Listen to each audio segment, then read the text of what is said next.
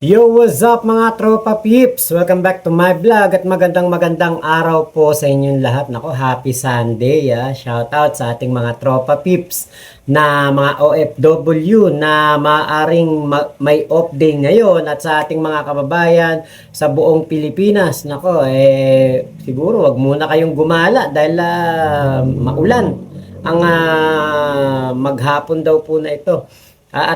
Sa atin pong mga tropa pips naman, na mga nasa iba't ibang bansa, magandang araw po sa inyo, yung mga nag-migrate na at yung mga nakatambay sa mga tambayan ngayon, tatambay ngayon, mga OFW na gagala. Nako, shoutout po sa inyo, ingat po kayo sa paggala. Ito po ang ating pag-uusapan, etong napakaganda po ng mga pahayag ng ating mahal na senador na si Robin Padilla. Ayan, alam niyo bang klase talaga si Robin Padilla, no? Talagang kung sa pagmamahal lang, talagang grabe magmahal ang isang Robin Padilla. So ito po ang balita na kung saan ay binanggit ni Robin Padilla na proud po siya na matawag na aso. Positibo ang isang kalyadong senador ni dating Pangulong Rodrigo Duterte na makapagbibigay ang interim release request nito. Pupunta rin ito sa... Teka, positibo daw. Nako, parang positibo si Robin ahing para magbigay ng suporta. Si MJ Mondihar magbabalita. Kumpiyansa si Senator Robin Padilla na pagbibigyan ng ICC ang hiling na interim release si dating Pangulong Rodrigo Duterte. Kung ito ay aprobahan, ilalagay sa house arrest ang dating presidente upang mas mabantayan ng kanyang pamilya ang kalusugan nito. Hinihingi natin yung interim release. Inaasahan ko talaga yon. Kasi kasama naman yun nung binasahan si FPRRT, sinabi yun nung judge na meron talagang interim release. Ayon sa legal team, may bansang handa mag-host kay Duterte sakaling payagan ng kahilingan. Malaki na raw ang ipinayat na dating Pangulo sa loob ng ICC detention facility dahil sa kawalan ng ganang kumain. Sa Pilipinas, kanin at malasang mga ulam ang pagkain araw-araw. Habang sa Netherlands, karaniwang tinapay na may keso ang almusal at tanghalian. Habang patatas, gulay at karne naman ang hapunan. Kadalasan ring matabang ang Dutch cuisine. Ako, hoping. Kasi ilang buwan na, 5 buwan na doon si Tatay Digong. Dadalo si Senator Padilla sa mga pagtitipon sa The Hague sa linggo ng confirmation hearing ni Duterte sa Setyembre. Kahit na pinapatikos ako 24 hours, okay lang. Ako naman talagang naniniwala ako na si Digong, Tatay Digong, ang isa sa masasabi kong pinakamagaling na Pangulo ng Pilipinas. Hindi Padilla, dama ng sambay na ng pagbabagong iniwan ng dating Pangulo. Kaya hindi na nakapagtataka na milyong-milyong Pinoy sa amang panig ng mundo ang sumusuporta dito. Kahit na sinasabi na ako ay tuta niya, ako ay aso niya, wala po kayong magagawa. Talagang sabihin nyo na kung ano yung gusto nyong sabihin. Pero ako po'y naniniwala talaga na nakaramdam ang taong bayan ng pagbabago noong panahon niya. Bigay natin kay Robin Padilla. Palakpakan po natin. Napakagaling talaga ng ating mahal na senador. At tama yun. Napakalaking pagbabago po ang nagawa ni Digong nung siya ang presidente. Una, binaon niya tayo sa utang. Talagang laki pong pagbabago dahil naghihirap po ngayon ang ating bansa. Naghihirap ang mga Pilipino sa kapanahunan ni Digong. At malaki pong pagbabago yun na ang mga gumagamit po ng pinagbabawal na droga ay dumami kahit po merong war on drugs. Mura ang droga, nagkalat ang droga kahit saan at para po itong inilalako na sa mga bilao. So yun po yung malaking pagbabago. Kung nung panahon ni Pinoy mahigpit po ang Pilipinas sa usaping droga, panahon ni Digong po ay nagkalat lang. Tapos malaki rin pong pagbabago yun na kung nung mga unang panahon ay ang mga drug lord po, di ba, ang nahuhuli dito sa ating bansa. Nung pong panahon ni Digong, mga yung mga pipitsugin lang ang siyang napaparusahan o kaya nahuhuli o kapag minalas po ay nagugurgur. At malaki rin pong pagbabago yon na nung pong panahon ni Digong, hindi na po kailangan ng warrant of arrest. Hindi na rin kailangan ng search warrant kapag papasukin ng bahay. So napakalaki po talagang pagbabago nun. 'Di ba? Yung bigas na nung dumating siya, panahon ni Pinoy, nasa 30 lang ang kilo, nasa 40 lang ang kilo, aba, naging 80, 70 nung pong panahon ni Digong. So napakalaki po talagang pagbabago nun, ano? Ibang klase talaga si Digong. Yun talagang dala niyang pagbabago sa mga Pilipino ay talagang napakalaki pong perwisyo. Talagang isang napakalaking paghihirap. At isa pa po sa mga malaking pagbabago na nagawa ng ating dating Pangulong Rodrigo Roa Duterte, na tingin ko kailangan natin talagang banggitin, ay ang ginawa niyang pagbabago doon po sa Marawi, na isang maunlad na syudad, talagang isa sa mga malakas na ekonomiya na syudad sa Mindanao, pinulbos po dahil sa kanyang paghamon. 'Di ba? Ibang klase, no? Grabe yung mga pagbabago na nagawa ni Digong. Tapos yung dati po mga Scarborough Shoal, Spratly Islands, Panatag Shoal, dati po atin yan. Pero ngayon, nasakop na po ito ng ibang bansa at inaari na nilang kanila. Wow! Talagang ibang klase talaga mga pagbabago na nagawa ni Digong. Talagang alam nyo, yung nung nabanggit ni Robin Padilla yan, sabi ko, ang sarap pakinggan. Ang sarap po talaga. Alam mo yung bagong gising ka, mapapanood mo yung mga ganitong balita. Talagang alam mo yung parang magkakaroon ka talaga ng parang feeling. Parang alam mo yung parang mawawala yung anxiety mo na ikaw bilang Pilipino, swerte ka pala na hanggang ngayon buhay ka pa. 'Di ba? Dahil nung panahon ni Digong, kung sino-sino na lang ang nagugurgur, kahit po walang mga kinalaman sa droga, walang kahit na hair follicle ay wala pong lumalabas at negatibo, wala sa listahan ng mga drug watch list. Aba, ano pa rin talagang mga ginugurgur, hinuhuli, 'di ba, para makakota ang mga PNP noon at makakuha po ng reward. 'Di ba? So malaki po talagang pagbabago. At isa pa katulad noon kapag ikaw ay marami kang nagurgur, aba, malaki reward mo, 'di ba? Malaking tulong sa ating mga PNP noon na may mga kabit, may mga bisyo, 'di ba? Kahit sino na lang makita mo diyan, gurgurin mo, at least sabihin mo yan 'di ba? Yan merong ginagawang lagyan mo lang ng 2 sachet. Ano na yan? Kota na yan. 'Di ba? So napakalaki pong pagbabago, wala nang due process nung panahon ni Digong. Kaya sabi ko, wow. Napakaswerte po nating mga Pilipino na hanggang ngayon buhay pa po tayo. At napakaswerte po natin dahil nakasurvive tayo sa ginawang panggagago ni Digong sa ating mga Pilipino. 'Di ba? Aba, bihira 'yan pagkakataon na may ganyang presidente na parang niya, yung parang mas pipiliin niya na maghirap ang maghirap ang isang bansa, 'di ba? Ibang klase pong presidente talaga si Digong. Yung mga pagbabago niya hanggang ngayon ramdam natin. 'Di ba? Katulad noon, yung bigas, 'di ba?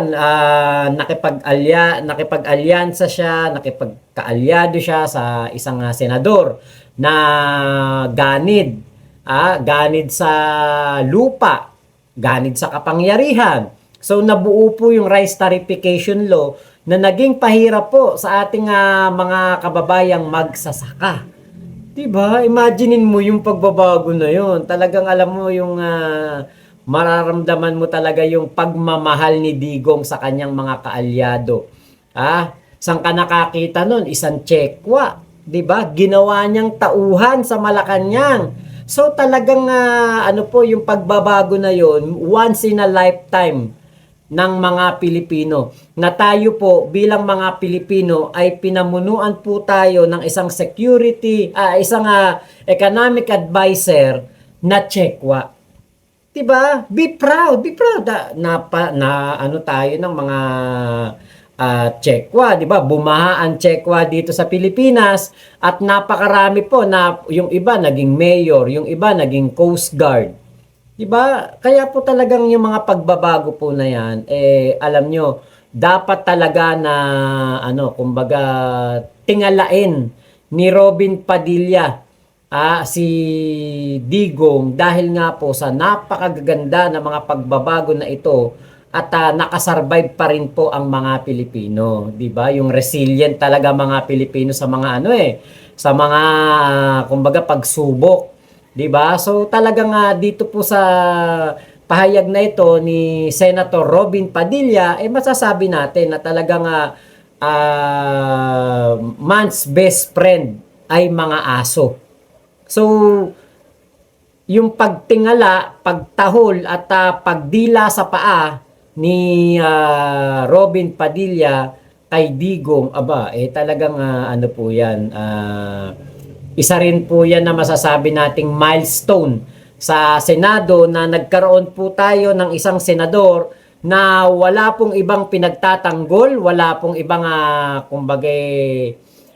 sinusuportahan. At nag-aaksaya po tayo ng pera ng taong bayan sa pagpapasahod sa isang tuta lamang ng isang tao at hindi po iniisip ang kapakanan ng mga Pilipino, bagkus puro po kapakanan lamang ng ex-president na nabubulok po ngayon sa kulungan doon sa The Hague na napakaraming nagawang pagbabago na talaga namang talagang alam mo yung pagising mo, 'di ba? Yung mga ganitong salita parang mabubuhayan ka ng dugo na talagang parang kung makakaharap mo siya sa personal parang gusto mo siyang kurutin gamit ang yun kasi parang manggigigil ka, parang ang cute-cute niya, 'di ba?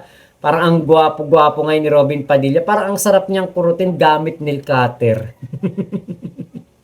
Sa huli ay nagbigay naman ng mensahe si Senator Padilla sa mga kritiko ni dating Pangulong Rodrigo Duterte. Ilang linggo na lang bago ang kanyang confirmation of charges hearing ngayong buwan ng Setyembre.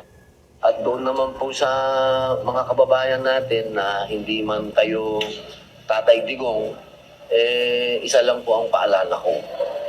Hindi man tayo parehas ng kulay, isa lang ang totoo. Isang Pilipino ang nakakulong sa banyagang bansa. Ito ay malaking kalungkutan sa atin. Dapat po nating namnamin na dapat ang Pilipino, kung ikukulong, dapat sa bayan natin. Para sa Diyos, sa Ayun. Pilipinas, kung mahal, MJ Mondihap. Diba? Kung nga isang Pilipino mahirap, walang kapangyarihan, walang koneksyon sa Supreme Court, sa Ombudsman, walang koneksyon sa mga senador, oo, diba? Kung mahirap ka lang, dito ka lang sa Pilipinas. Dito ka lang magsilbi ng iyong kumbaga conviction, kung ikay bulukin sa kulungan, okay lang yun.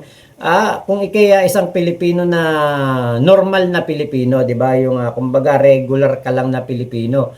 Pero kung ikay Pilipino na meron kang mga kaalyadong senador, meron kang mga inappoint na maestrado sa Supreme Court, 'di ba? Ang anak mo'y vice presidente, meron kang anak na congressman, meron kang anak na mayor.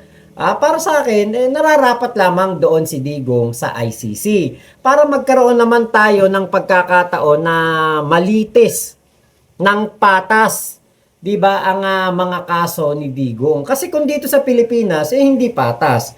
Kasi pagdating sa Supreme Court, basura ang kaso.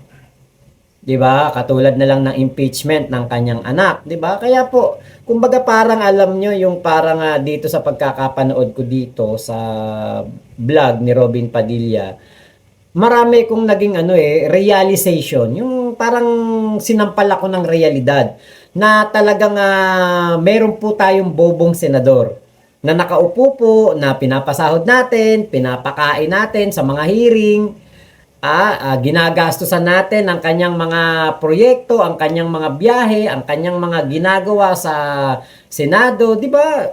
napakaswerte po natin na magkaroon po tayo na once in a lifetime, at tingin ko nga baka maging 3-term senator pa to eh. Baka tapusin ito yung 3 term na senador kasi marami pong bobong boboto dito. 'Di ba? Yung alam mo yung malalagay ito sa mga pahina ng mga libro ng ating history. Kumbaga malalagay na to sa kasaysayan ng ating bansa na minsan sa buhay po nating mga Pilipino nagpalamon tayo, bumoto tayo at nakatatlong term pa ang isang Robin Padilla na wala pong ibang ginawa kung hindi ipagtanggol si Digong. 'Di ba? So palakpakan natin ang ating mga kababayan, 'di ba? Parang alam mo ang sarap sa feeling na malaman natin na talagang tayo po ay kaya pala meron tayong mga ghost project, meron tayong mga mga tawag diyan yung mga mga flood control project na mga palpak. Kasi kasalanan din naman natin eh. 'Di ba, bumoboto tayo ng mga bobong opisyal na wala pong gagawin kung hindi puro pansariling kapakanan ang uunahin. 'Di ba? Kaya alam niyo ang sarap sa feeling na malaman natin na ganyan pala talaga tayo mga Pilipino. Alam niyo ang saya-saya ko po ngayong araw na ito dahil po yung reality slap talaga palang totoo na ang mga Pilipino, ilang mga Pilipino ay mga uto-uto, mga bobo, na kumbaga kahit na hayag na litaw na ang mga kapalpakan na ginagawa ng ilang mga politiko, iboboto pa rin, makakaupo pa rin sila sa sa pedestal, makakaupo pa rin sila sa pwesto. 'Di ba? Kahit na may mga kaso, kahit na may mga ginagawang kapalpakan noong mga nakarang panahon, kahit na nga convicted na, 'di ba? Nananalo pa rin, 'di ba? Ang saya-saya na tayo mga Pilipino may pinamumunuan tayo ng mga kumbaga para mga kriminal. 'Di ba? At least alam na natin na kumbaga hindi na tayo mamomroblema na mag-isip, teka, may ginagawa kayang masama itong si Senator?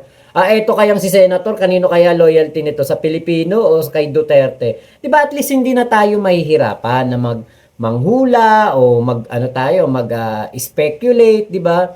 At least ngayon alam na natin si Robin Padilla ay proud to be na maging tuta ni Digong, 'di ba? Alam niyo po, isang karangalan para sa ating mga Pilipino na mapagsilbihan po ng isang senador na walang ibang iniisip kung hindi ang kapakanan ng kanyang anito. Bihira po yan. Hindi pa tayo nakakaranas niyan. Nakakasawa rin kasi minsan yung Miriam Defensor, di ba, Blas Ople, Juan Plavier, Chopisto Gingona, nakakasawa din yung mga ganyan, tatalino.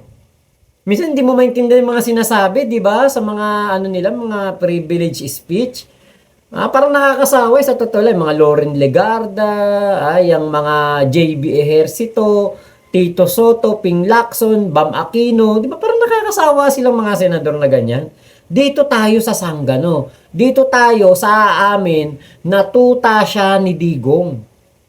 Proud to be a Duterte. Sabi nga niya, kahit na sunugin siya, di ba?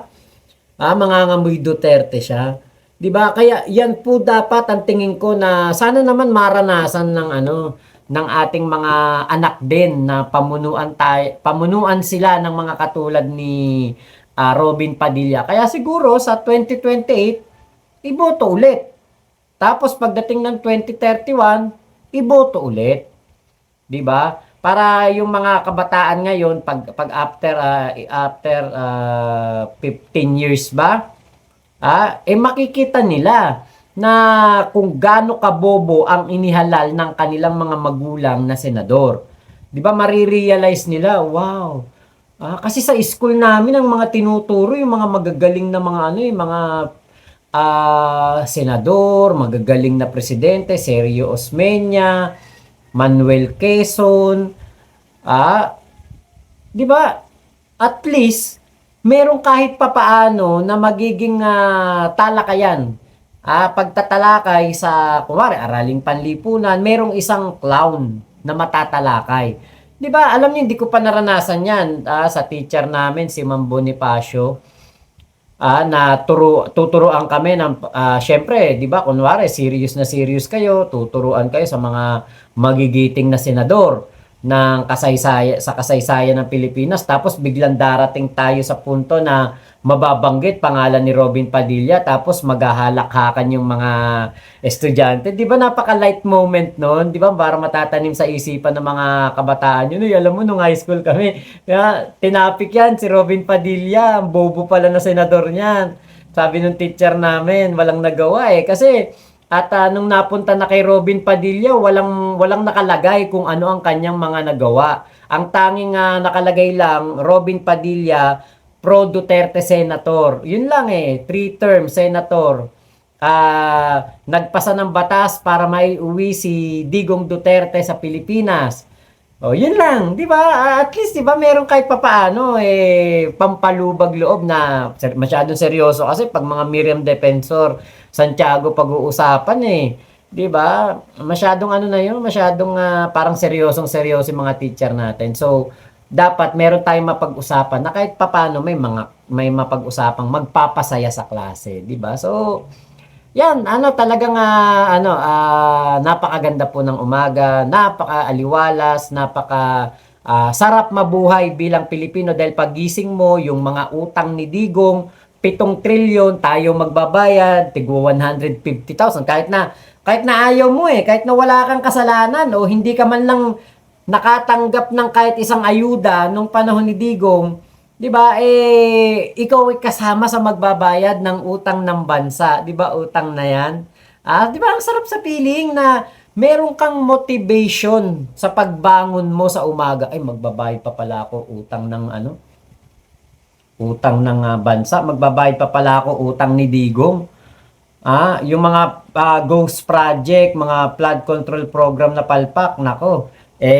Babayaran pa nga pala natin yan. Tapos, papasok ka ng trabaho, yung dadaanan mo hanggang bewang, yung baha. Pag uwi mo, hanggang binti naman yung putek kasi hupa na yung baha, di ba? O makikipag-agawan ka sa jeep, makikipag-agawan ka sa bus, makikipagsiksikan ka sa LRT, MRT, di ba? Para mamomotivate ka. Utang lang yan ng Pilipinas, kayang-kaya ko yan. Di ba? Ang galing ang galing pala talaga na makamotivate Tapos syempre makikita mo pa mga post sa FB, yung mga contractor, di ba?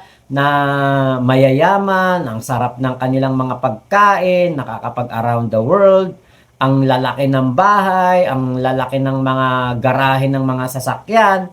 Di ba? So napakasarap sa feeling, mamomotivate ka talaga. 'Di ba? Para may isip mo, this is it. Ito na 'yon. Lalaban ako para makabayad ng utang ang Pilipinas. Para mapala mo ng mga kontraktor, para mabili na ng asawa ng kontraktor, yung kanyang gustong-gustong Birkin bag, Hermes. 'Di ba? Alam mo, mamomotivate ka talaga 'Di ba? Kaya po alam nyo, nung paggising ko, nakita ko itong pahayag ni Robin Padilla na to. Napabalikwas talaga ako. Pupungas-pungas pa ako Antok-antok pa ako Di ba gano'n naman tayo pag nag-alarm tayo, pag hawak natin cellphone, syempre alarm. Ngayon, uunahin natin yung kung may nag-chat sa atin, titignan natin kung ano yung mga maiinit na balita, yung mga trending, makikita natin yan sa Blue App, sa YouTube. Tingin-tingin tayo, tapos matatalisod natin yung mga ganitong video ni Robin Padilla. What a very motivation. What a motivated day. So today is a motivation day for us Filipinos to work hard, fight hard to our lives. Kaya alam nyo po, ang saya-saya ko ngayon. Para ako na-relieve pa tawag doon. Yung parang nawala yung aking pag-aalinlangan na baka si Robin Padilla magbago after 3 years of being a senator. 'Di ba? At least alam ko na ngayon hindi siya magbabago. Talagang yan pro Duterte, pro manyakol, pro kriminal, 'di ba? Napakasarap po na confirm na yung ganitong mga bagay sa panahon po ngayon. Kaya maraming salamat sa pagsama po ninyo dito sa aking motivational vlog na talagang mamomotivate ang kahit sinong makapanood. Kaya po sana kung hanggang ngayon nanonood pa rin po kayo, share nyo naman to para marami po tayong mga kababayan na ma-motivate dito po sa ating vlog, di ba? So maraming salamat po. Ingat po kayo. Nasa mong panig kayo ng mundo. Mama chup chup. Love you, love you. God bless us all. Pilipinas. God first. Salamat po.